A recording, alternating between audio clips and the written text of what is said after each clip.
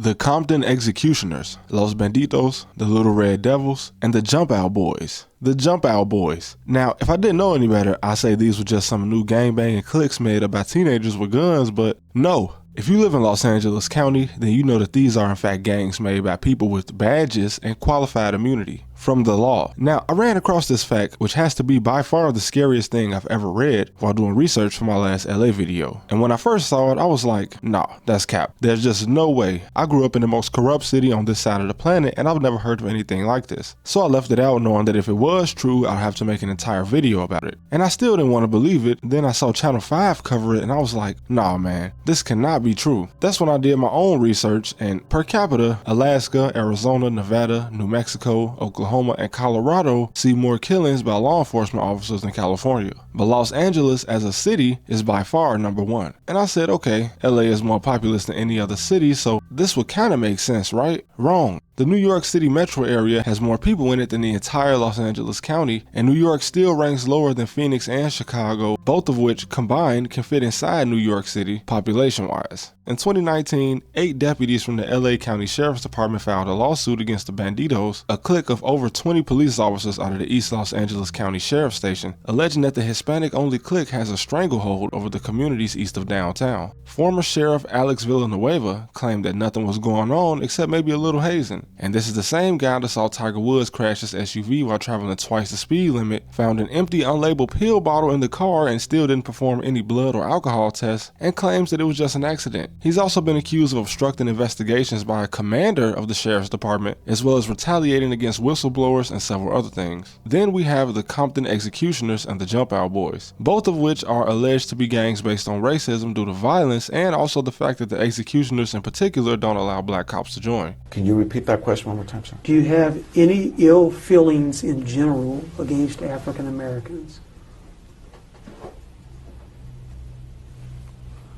I have feelings for African Americans, sir. What are your feelings? They're just human beings, sir. Did you hear my question, sir? Do you have any ill feelings toward African Americans? I do, sir. Okay. Tell me about your feelings. In 2012, deputies Samuel Gomez and Joshua Eklund arrested Gilberto Gutierrez for possession of a controlled substance. They took him to his house for a search. That's when deputies David Chavez and Lawrence Swanson allegedly cuffed him to a bed and shot him. I say allegedly because they were found not guilty by homicide detectives, and they say Gutierrez reached for one of their service weapons, but medical evidence from the coroner's office is consistent with Gutierrez just being stood over and executed. The two deputies also testified under oath that they went and got their Grim Reaper tattoos together 6 months after the incident, which this has been known as a symbol used by the Jump Out Boys. The county, clearly not willing to prosecute the deputies, offered Gutierrez's family $2 million to settle before it went to a jury. The family declined and ended up losing the case. There's even been studies done to prove that this gang membership may have something to do with the prevalence of spousal abuse in relationships involving police officers. Here's a video by a woman who dated a Reaper, catching him trying to use an object to try to manipulate her door to get it to open.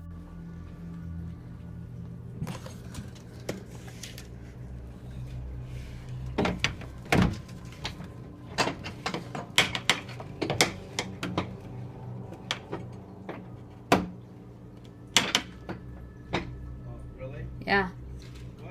I'm going to.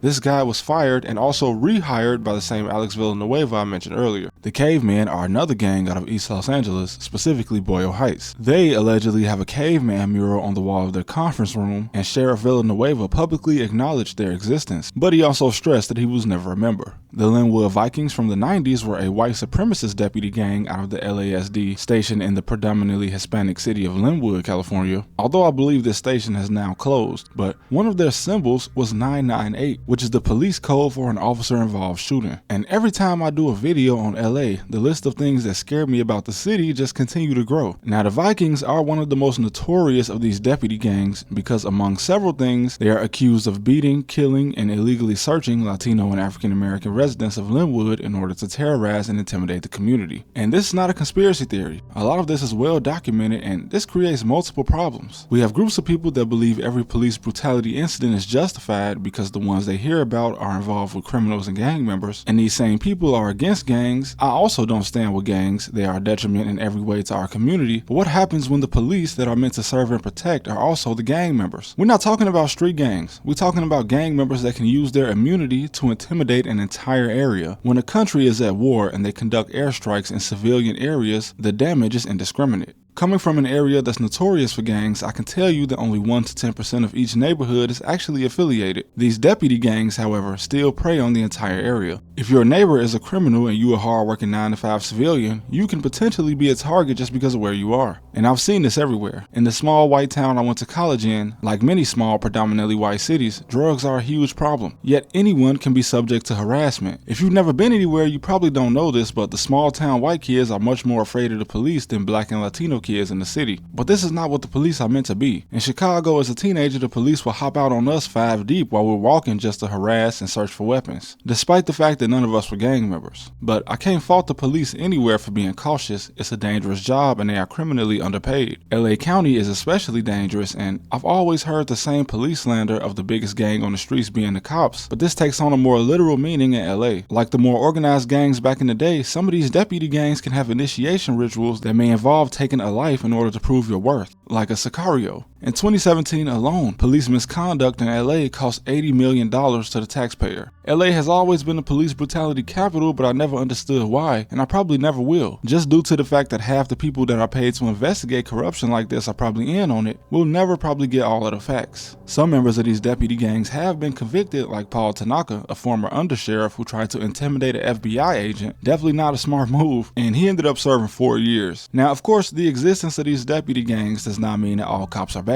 There are police officers in LA and every city that genuinely put their life on the line every day to make a difference. But coming into a job where a powerful and intimidating clique holds control is just as challenging no matter where you work. There's even allegations that these gangs will withhold backup for officers who are not on the same page as them, possibly costing someone their life. And when it gets to that point, we have to remember that all cops are still human beings that have to protect themselves above anyone else. The banditos in particular have been accused of taxing trainees. For men, they are demanded to buy bosses expensive meals and gifts, and for female trainees, they are allegedly taxed by having to consent to sex with established members, which is not much different from what Diddy is being accused of, by the way. But all of this works in their favor, as outsiders will many times justify cruel actions by the police as just part of their job, while things like this going on in the background are actively corrupting new trainees by making them think that this is just the way things are. They've even allegedly had gang brawls with unaffiliated deputies in Kennedy Hall. Now, I couldn't end this video without confirming that LA was the only city with deputy gangs because, again, this is the scariest thing I've ever seen. And surprise, surprise, right? There are more, apparently. There's allegedly 160 different crews in the Chicago police force. This only makes up about 4% of the entire force, but that's still a bit too much for me. And there was a study done on the complaint data from police officers in Chicago, New York, and Philly. And while thousands of cops received at least one complaint, 10% of them accounted for a third of all complaints. Pretty much sounds like the ratio of what a gang does in a community. And I must admit, when I was a baby and before I was born, I'm well aware that some Chicago cops will pull up to the project buildings before they all got demolished and demand a cut of the daily proceeds from drug dealing. And they shut it down. They wouldn't go away until they got paid. It isn't called Crook County for nothing.